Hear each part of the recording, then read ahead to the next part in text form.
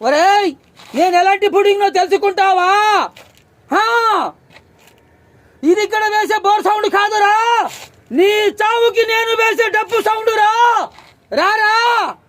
ఆ గుడి నిర్మాణం వెనకాల ఎంత శాస్త్రం ఉంటుందో తెలుసా? దాని నుంచి ఎంత శక్తి ప్రజ్వలిస్తుందో తెలుసా? సిద్ధులు, మంత్ర సంహితలు, పురాణాలు, స్థల పురాణాలు, వేదాలు, ధర్మాలు, ఆగమ శాస్త్రాలు, అలంకార శాస్త్రాలు, ఉపాసన శాస్త్రాలు, దర్శనీయ నియమాలు, వీటన్నిటిని శోధించి శక్తిని నిక్షుబ్ధం చేసి కట్టేదే గుడి. అందులో ప్రతిష్ఠించే మూల విరాట్ ప్రాశస్తం తెలుసా?